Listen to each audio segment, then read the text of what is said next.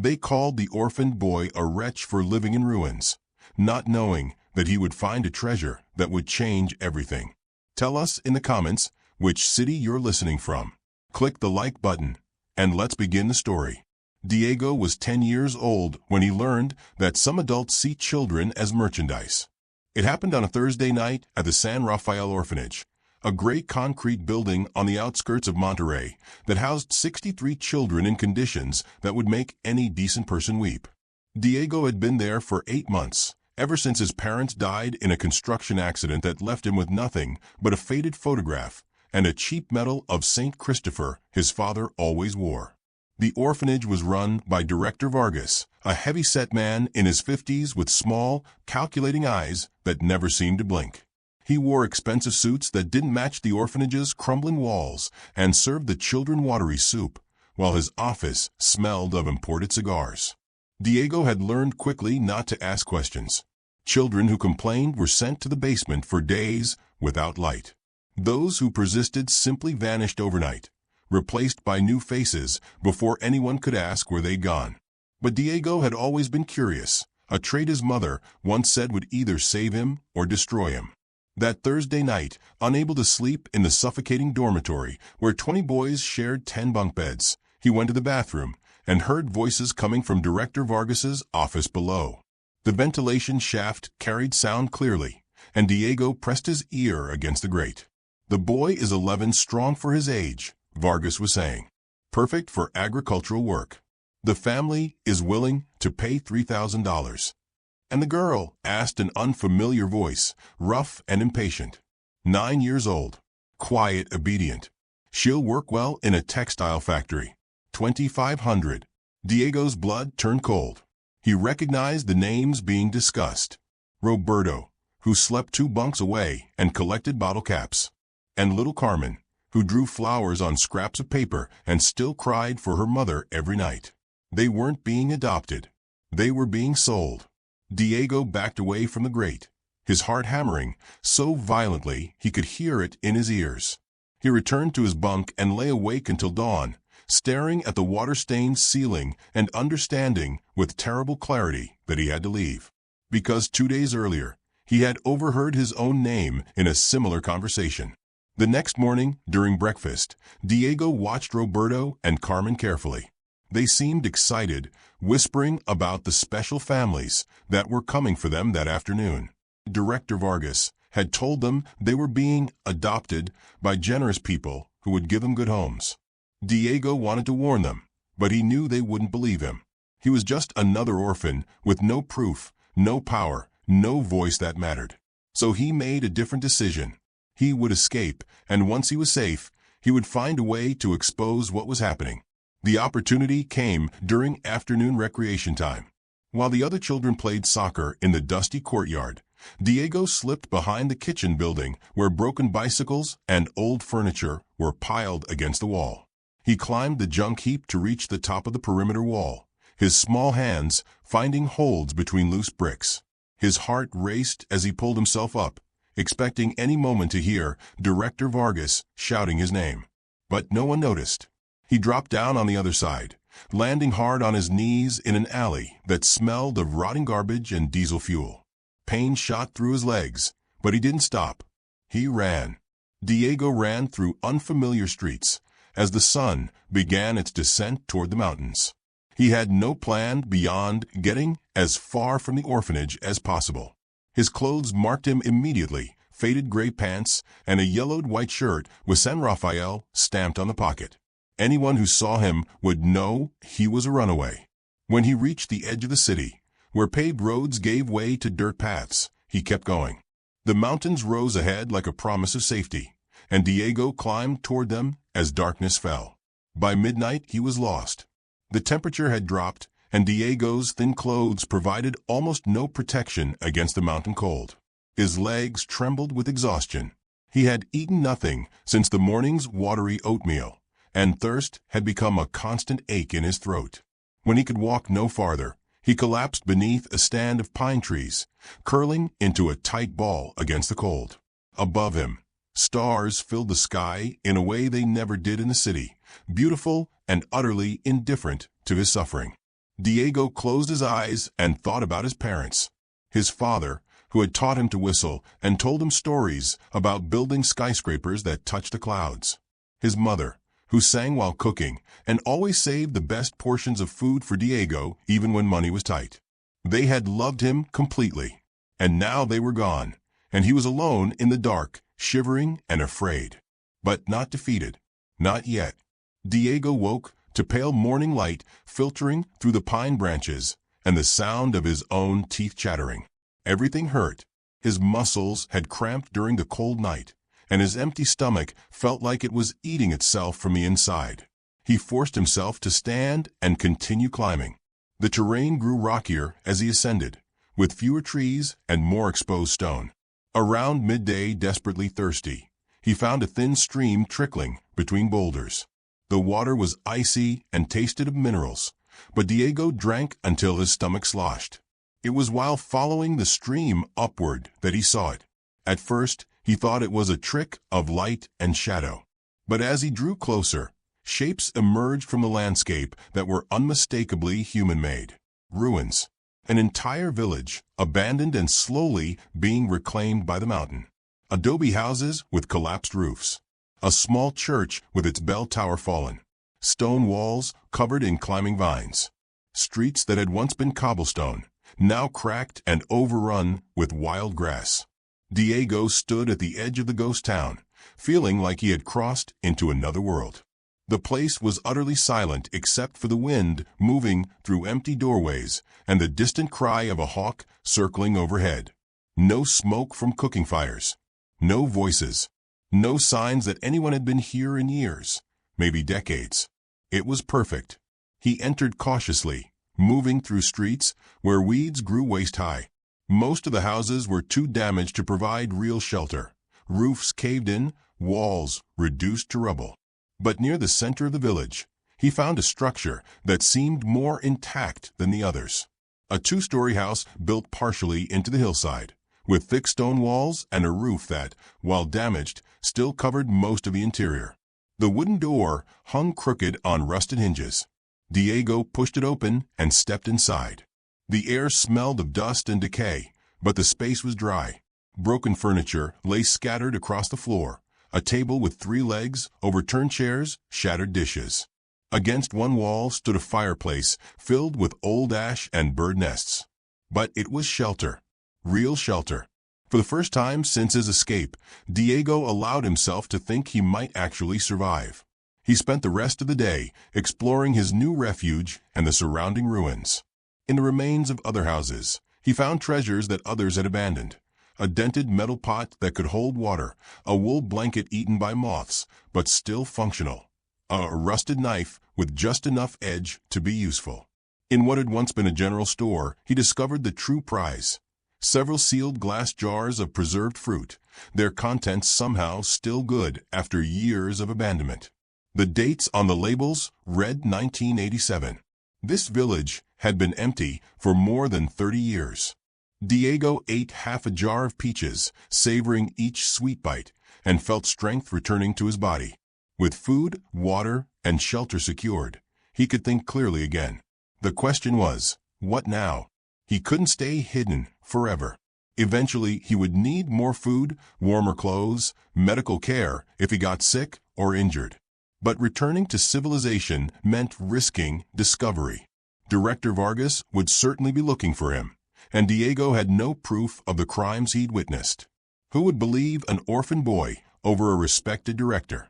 As sunset painted the ruins in shades of gold and purple, Diego made a fire in the old fireplace using dry wood from collapsed beams.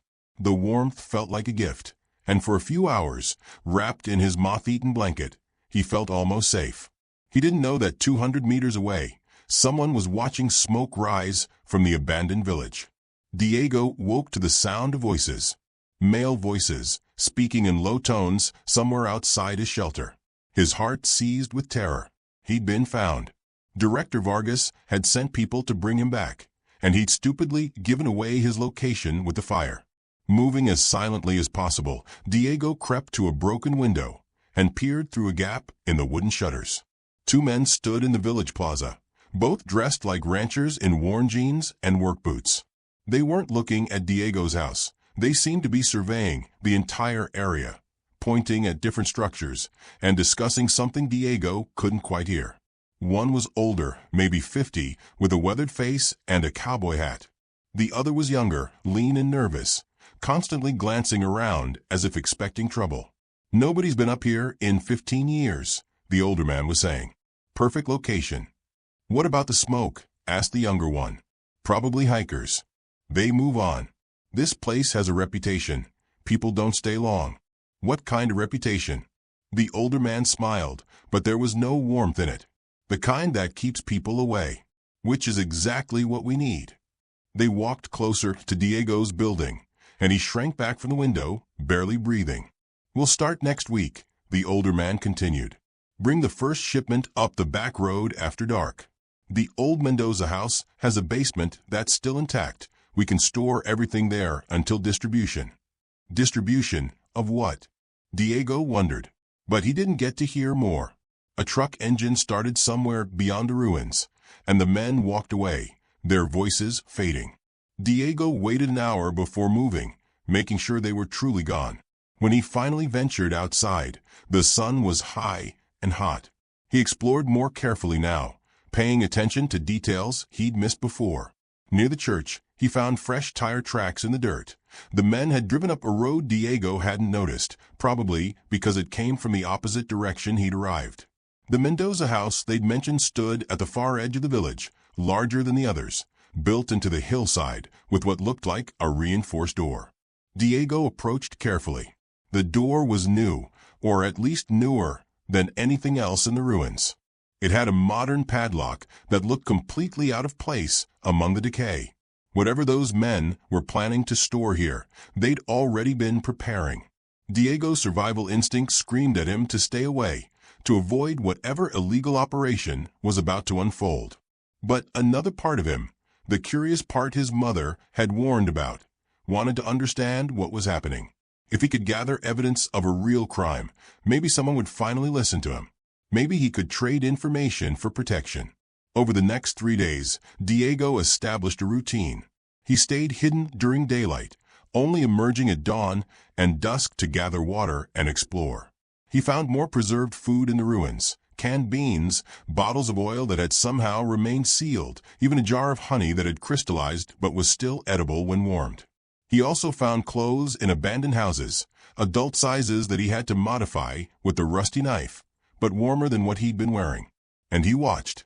The men returned twice more, each time bringing supplies and storing them in the Mendoza house. Diego couldn't see exactly what they were bringing, but the boxes were heavy and handled with care. On the 4th day, everything changed. Diego was exploring a house on the opposite edge of the village when he made a discovery that shifted his entire understanding of where he was. Behind a collapsed wall, partially buried in rubble, he found a metal box. It was locked, but the lock was old and rusted. Diego worked it with a piece of rebar until it snapped open. Inside were documents, official papers, brown with age but still readable, property deeds, bank records, letters written in elegant cursive handwriting, and a photograph. The photograph showed a family standing in front of the very house where Diego had been sleeping. A distinguished man in a suit, a beautiful woman in a dress, and 2 children, a boy about Diego's age and a younger girl. On the back of the photo, someone had written, "Mendoza family, 1985. Before everything changed. Diego studied the other documents with growing fascination. The village was called Esperanza Verde. It had been a prosperous mining community until 1987, when the mine collapsed, killing 17 workers. But that wasn't the whole story. According to the letters in the box, the collapse hadn't been an accident.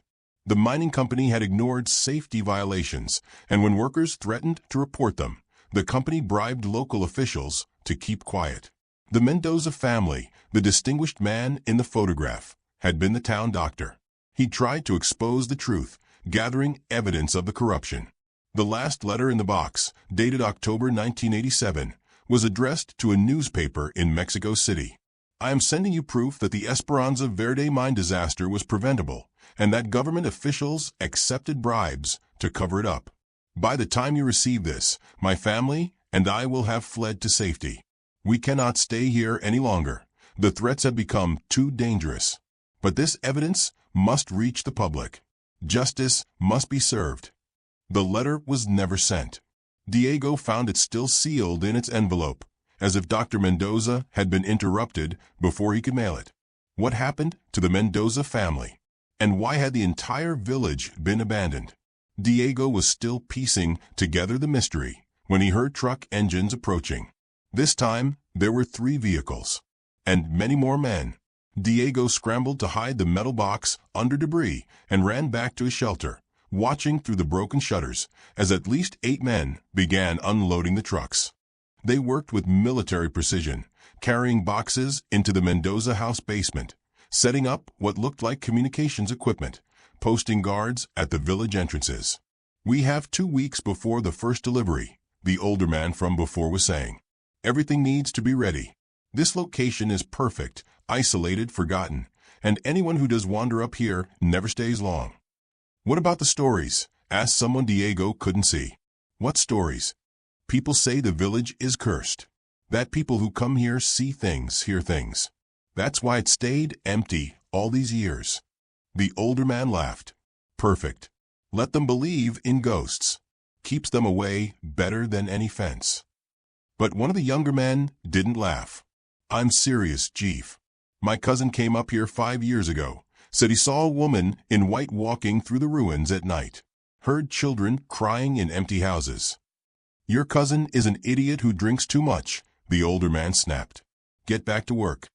Diego watched them for hours until darkness fell and they finally left, leaving 2 guards posted at the main road entrance. He was trapped. The men were using the village as a base for something illegal. Diego still didn't know what, but the scale of the operation was bigger than he'd imagined. And now there were guards who would spot him if he tried to leave. Worse, he was running out of food. The preserve jars had seemed abundant at first, but Diego was a growing boy who needed more calories than a jar of peaches and some canned beans every few days. He'd lost weight, and his clothes hung looser than before. He needed help. But from whom? That night, unable to sleep, Diego explored the Mendoza house more carefully. He couldn't access the basement where the men were storing their cargo. That door had a serious lock and would be impossible to open quietly. But the upper floors were accessible through a damaged wall on the side. He climbed through carefully, finding himself in what had once been a child's bedroom. The room was remarkably preserved, as if the family had left intending to return. A small bed with a faded blue quilt, shelves with books and toys, drawings pinned to the wall, done in a child's hand. One drawing showed a family of 4 holding hands beneath a smiling sun. Another showed the same family, but this time everyone was crying, and dark figures loomed in the background. Diego felt a chill that had nothing to do with the mountain cold. He moved to the next room, the master bedroom. Here, too, things were strangely intact. Clothes still hung in the closet. Books sat on the nightstand. A journal lay open on the desk, as if someone had been writing and simply walked away mid-sentence. Diego approached the journal carefully. The last entry was dated October 15th, 1987. "They came to the house tonight. 3 men I didn't recognize, wearing suits and threatening my family if I don't destroy the evidence I've gathered about the mine collapse. They know about the documents I've hidden, though I don't know how. They said if I go to the authorities, my children will disappear. Clara is terrified. The children can sense something is wrong. I have hidden everything in a place they will never find. Tomorrow we leave before dawn. If you are reading this, it means we didn't make it. Please find the truth. Please tell our story. The evidence is." The entry ended abruptly. Diego stared at the unfinished sentence, his mind racing. The Mendoza family had hidden evidence about the mine disaster somewhere in this house. Evidence that powerful people had been willing to kill to suppress. And they'd never made it out. What if the stories about ghosts weren't stories at all? What if people heard and saw things in this village because the Mendoza family had never left? Diego's rational mind rejected the thought immediately. Ghosts weren't real. The family must have escaped and simply never returned. But then why did the house feel so full of unfinished business? He was about to leave when he noticed something odd about the desk. The wood grain didn't quite match on one side, as if a panel had been added later. Diego ran his fingers along the edge and felt a slight gap. He pressed, and a hidden compartment clicked open. Inside was a key, a small brass key with a tag attached. The tag read, "Basement Vault. Truth inside." Diego's hands trembled as he held it. He had the key to whatever the Mendoza family had hidden, the evidence they died protecting. But the basement was now full of criminals storing illegal cargo. If he tried to access it, he'd be caught for sure. Unless... Diego looked out the window at the village below, thinking hard. The men only came during the day. They left guards at night, but the guards stayed near the entrance road, not inside the village itself. They were watching for people coming in, not for someone already here. If Diego waited until the deepest part of night, when even the guards were tired and inattentive, he might be able to slip into the basement, find the vault, and discover what the Mendoza family had hidden. It was incredibly risky. But Diego had learned something during his weeks in the ruins. Sometimes the most dangerous choice was also the only real choice. He would go tonight. Diego waited until well past midnight, when even the stars seemed to dim with exhaustion. From his hiding spot, he could see the two guards at the road entrance. One was smoking, the other leaning against the truck. Both looked bored and cold. He moved through the shadows like a ghost himself, using every stealth skill he developed during his weeks of survival.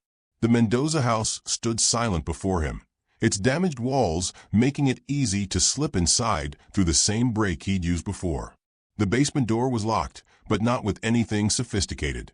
Just a simple padlock that Diego managed to open using a bent piece of wire and patience he'd learned from watching his father fix things. The door opened with a soft creak. Diego froze, listening for any sign he'd been heard. Nothing.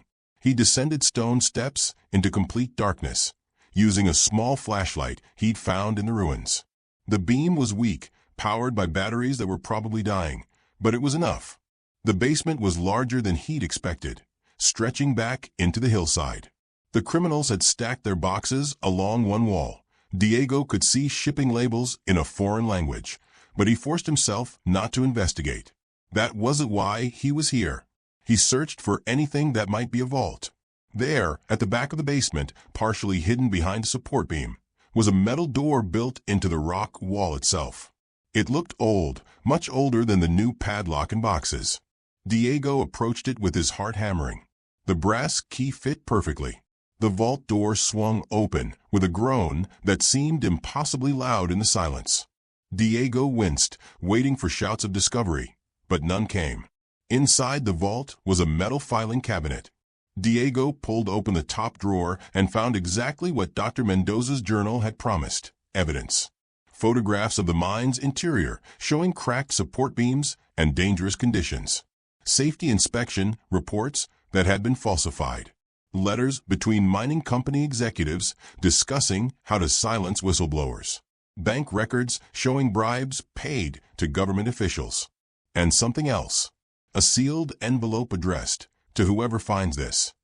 Diego opened it with trembling hands. Inside was a letter in the same handwriting as the journal. If you're reading this, my family and I are likely dead. We tried to leave Esperanza Verde on the night of October 16, 1987, but they were waiting for us on the road.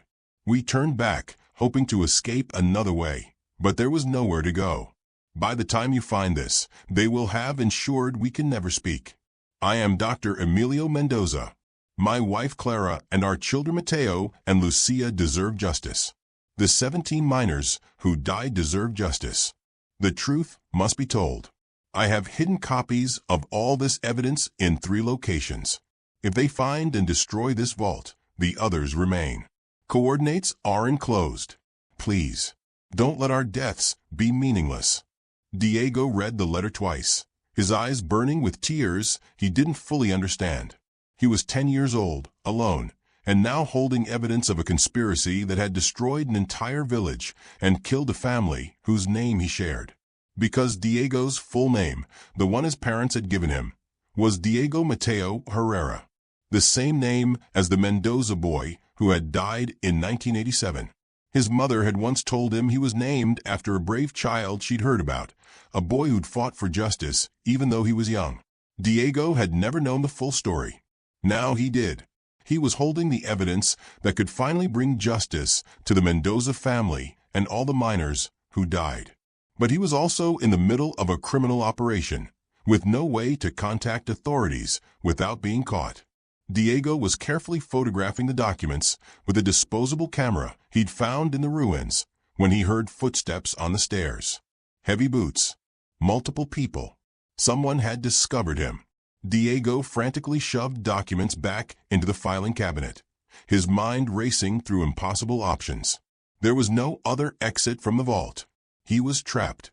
The basement light flicked on, blindingly bright after the darkness. "I told you I heard something," said a voice Diego recognized, one of the younger men from the crew. "Probably rats," replied another. "Rats don't open locks." Diego pressed himself against the back wall of the vault, knowing it was useless. They would find him within seconds. Footsteps approached. A flashlight beam swept across the vault entrance.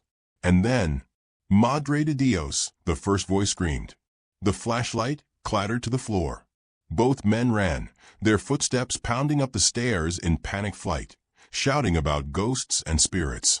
Diego stood frozen in confusion. What had they seen that terrified them so badly? He was just a skinny 10-year-old boy, dirty and scared. Nothing ghostly about him. Unless... Diego turned slowly. Behind him, barely visible in the weak flashlight beam, stood a figure. Not quite solid, not quite transparent. A woman in a white dress, her face sad and beautiful. Clara Mendoza. She looked at Diego with eyes full of sorrow and something else. Hope, perhaps. Or recognition. Then she raised one translucent hand and pointed deeper into the vault, to a corner Diego hadn't noticed before. Her lips moved, forming words Diego couldn't hear, but somehow understood. "Take it all. Tell them what happened. Save the others." The figure faded like morning mist. Diego stood alone in the vault, his rational mind trying to process what couldn't be real, while his heart understood perfectly. Some stories demand to be told. Some truths refuse to stay buried. And sometimes the dead remain until the living find courage to speak. Diego gathered every piece of evidence he could carry, stuffing documents into a bag he'd brought. The criminals wouldn't return to the basement tonight, not after what they thought they'd seen. He had time. But as he climbed the stairs back to the main level, he heard vehicle engines approaching. Many of them. Diego peered through a broken window and felt his blood turn to ice. 5 trucks were entering the village, filled with armed men. But these weren't the criminals who'd been using the Mendoza house. These were police vehicles. And in the lead truck, Diego saw a face that sent terror through every nerve in his body. Director Vargas. Somehow, impossibly, the orphanage director had found him. Spread out and search every building, Vargas was commanding. "The boy is here somewhere. I want him found. Alive." Diego realized with horrible clarity what had happened. The criminals using the village had discovered an orphan squatting in the ruins and reported it to local authorities, probably trying to clear the area before their operation began. And those authorities had contacted the orphanage. Now Diego was caught between 2 groups of criminals, the traffickers who'd sell him, and the smugglers who couldn't afford witnesses. He had minutes at most before being discovered. The only advantage he had was knowledge of the terrain. Diego had spent weeks exploring every collapsed wall, every hidden passage, every route through the ruins. He ran. Not toward the entrance where guards still stood confused after their encounter with what they believed was a ghost, but toward the back of the village, where the mountainside became a steep rocky slope that most people would consider impassable. Behind him, he heard shouting as someone spotted movement. Diego scrambled up the rocks, using handholds he'd practiced during his exploration.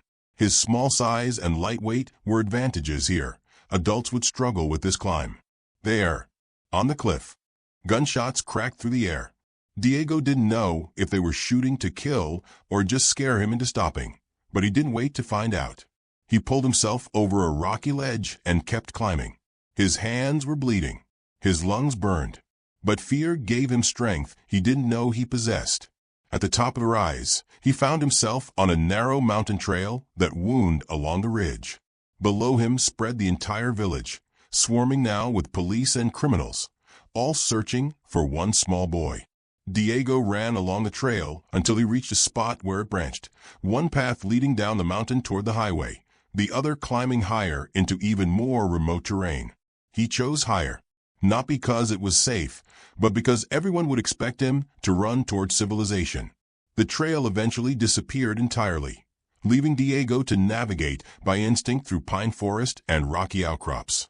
Night was falling again and temperature was dropping, but he didn't dare stop. He had the evidence. He had proof of crimes that stretched back decades and continued into the present. But he was alone, hunted, and had no idea who to trust. It was then that he heard the helicopter.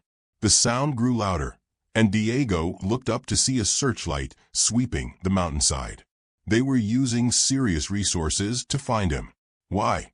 Why was one orphan boy worth this much effort? And then he understood. Director Vargas couldn't risk Diego talking about the child trafficking, and the smugglers couldn't risk a witness to their operation.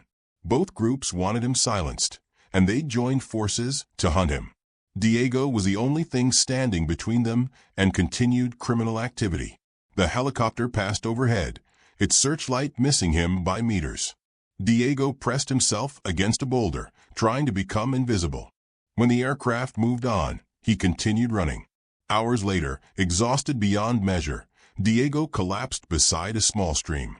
He'd put significant distance between himself and the village, but he couldn't run forever. He needed a plan. The evidence was in his bag, but what good was evidence if he couldn't get it to someone trustworthy? Diego pulled out the documents and studied them by moonlight. Among Dr. Mendoza's papers was a business card yellowed with age. Investigative journalist Elena Ruiz, Mexico City. On the back, Dr. Mendoza had written, "If something happens to me, contact her. She can be trusted." The card was from 1987. Elena Ruiz could be retired, dead, or no longer interested in decades-old cases. But it was the only lead Diego had.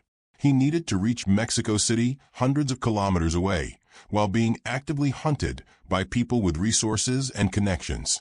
It seemed impossible. But Diego had already survived the impossible several times over. He spent the night hidden in a small cave, and at dawn, he made his decision. He would walk to the nearest town, not the one where the orphanage was, but a different one across the mountain. There, he would find a way to contact Elena Ruiz. It took him 3 days of careful travel, avoiding roads and staying in forested areas. He survived on stream water and wild berries, the emergency food he'd taken from the vault long since consumed. When he finally reached the town of San Miguel, he was filthy, exhausted, and looked like exactly what he was, a child who'd been living rough in the mountains. People stared at him with suspicion and pity. Diego found the town library, a small building next to the church. The librarian, a kind-faced woman in her 60s, took one look at him and brought water and bread before asking any questions. "Are you lost, child?" she asked gently. "I need to make a phone call," Diego replied. "It's very important." The librarian studied him for a long moment, then nodded. "You can use the library phone. But first, tell me, are you in danger?" Diego met her eyes. "Yes. And I have information that could help a lot of people. But I need to reach someone who can protect me while I give it to authorities." The librarian's expression shifted to something between concern and determination. "Then make your call. And child, if you need somewhere to hide while you wait, my home has a spare room." Diego felt tears prick his eyes at this simple kindness from a stranger. He dialed the number on Elena Ruiz's card, expecting it to be disconnected after so many years. It rang, and someone answered. "Ruiz Investigations." Is this Elena Ruiz? The journalist. This is her office. Who's calling? My name is Diego. I'm 10 years old, and I have evidence about a case you worked on in 1987. The Esperanza Verde mine disaster. Silence on the other end. Then where are you? Diego told her. Don't move. Don't talk to anyone else. I'll be there in 4 hours. The line went dead. Diego looked at the librarian. She's coming. Then we wait, the woman said simply. Would you like to take a bath and change into some clean clothes? My grandson left things here. For the first time in weeks, Diego allowed himself to cry. Not from fear or loneliness, but from relief. Someone believed him. Someone was coming. Elena Ruiz arrived exactly 4 hours later in a dusty sedan, accompanied by a lawyer and a photographer. She was in her 60s now, her hair gray, but her eyes burned with the same fierce intelligence that had made her one of Mexico's most respected investigative journalists. She took one look at Diego and the documents he carried, and her expression transformed. Santa Maria, she whispered. Emilio actually hid it. After all these years. She looked at Diego with something like wonder. Child, do you understand what you're holding? Evidence, Diego said simply. Evidence that people killed to hide. Evidence that will bring down one of the longest-running corruption networks in the state, Elena corrected. Do you know why I never stopped investigating Esperanza Verde, even when everyone said to let it go? Diego shook his head. Because Emilio Mendoza was my cousin. His daughter Lucia was my goddaughter. When they disappeared, I knew it was an accident, but I could never prove it. She placed a hand on Diego's shoulder. You found what I've been searching for decades. You're a brave boy. I'm scared, Diego admitted. Good. Fear keeps you careful. But you're also safe now. We have enough evidence here to activate federal protection. And I have contacts in the Attorney General's office who owe me favors. Over the next hours, Elena and her team documented everything. They photographed every paper, recorded Diego's testimony, and prepared a case that would be impossible to suppress. But when Diego mentioned the smuggling operation and Director Vargas's involvement, Elena's expression darkened. This is bigger than I thought. We're not just talking about historical justice. We're talking about active criminal networks. She made a phone call that lasted 20 minutes. When she hung up, she looked at Diego seriously. Federal agents are being mobilized as we speak. They're going to raid the orphanage, the Esperanza Verde site, and several connected locations simultaneously. But Diego, you'll need to testify. It won't be easy. I know, Diego said. But the other kids at the orphanage, Roberto and Carmen, and all the others, they need someone to speak up. Elena smiled. Emilio would be proud. You have his courage. The raids happened at dawn. Federal police stormed the San Rafael orphanage and found evidence even worse than Diego had described.